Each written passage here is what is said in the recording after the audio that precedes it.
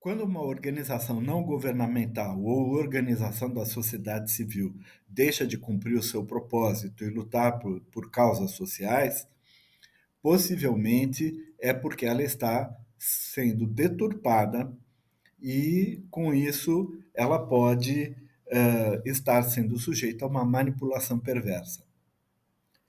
Se numa democracia as organizações da sociedade civil têm total liberdade em relação a fontes de captação, em relação a como equacionar a sua ação, de que maneira poderia ocorrer essa manipulação perversa que acabo de mencionar?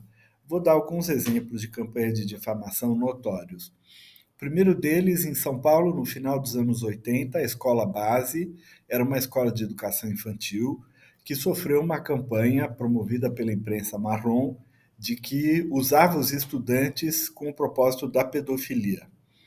A polícia foi investigar, levou algum tempo investigando, acabou inocentando a escola, seus professores e seus donos, mas o estrago já havia sido feito. A escola tinha sido depredada, tinha fechado e os seus proprietários tiveram, inclusive, que se mudar de cidade.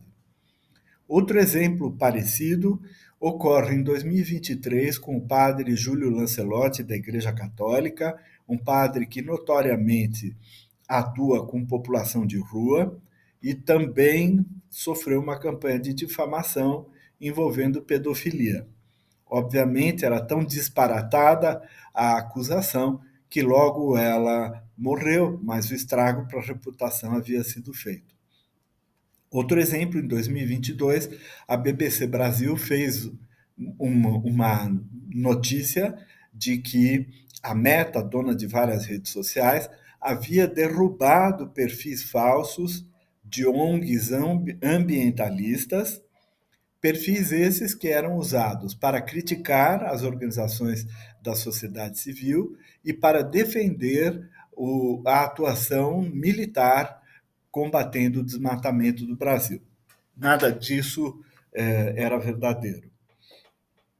É importante também dizer que, ainda que exista uma democracia forte, existe a possibilidade de cooptação do trabalho das ONGs. Quando elas dependem de apenas uma fonte de financiamento, por exemplo, o poder público, vivem de entregar propostas para editais, elas podem sofrer cooptação e endereçar a sua ação para aquilo para o qual elas conseguem captar recursos.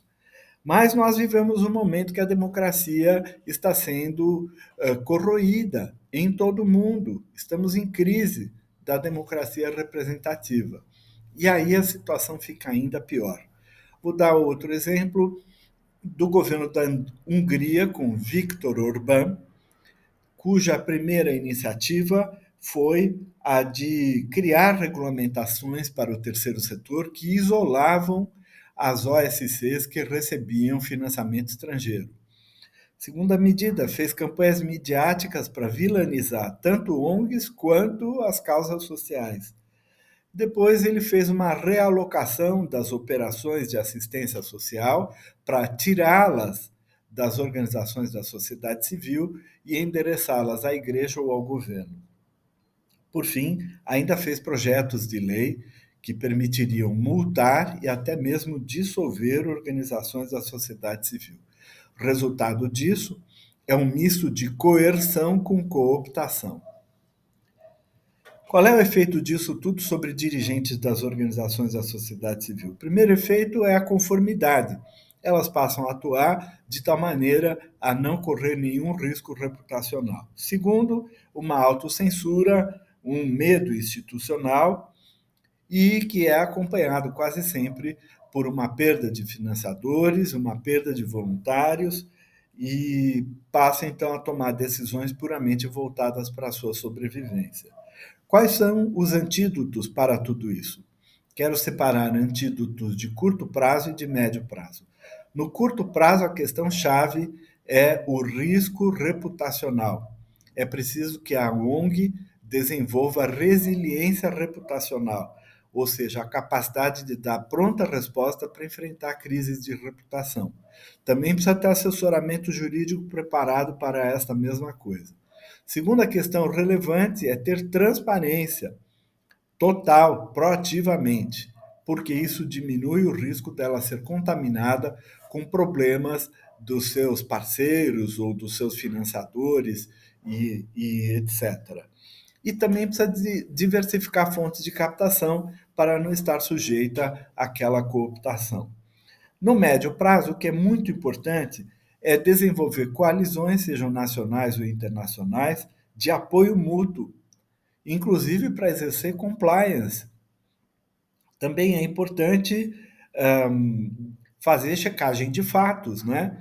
Para então rapidamente perceber quando está havendo manipulação de algum tema que interessa a ela. E por fim, precisamos defender marcos legais que dificultem esta rotulagem arbitrária do trabalho das organizações da sociedade civil. Difamar uma ONG pode silenciar uma urgência social. Cooptá-la pode exaurir uma possibilidade de transformação social. Defender a independência da sociedade civil é defender a própria democracia.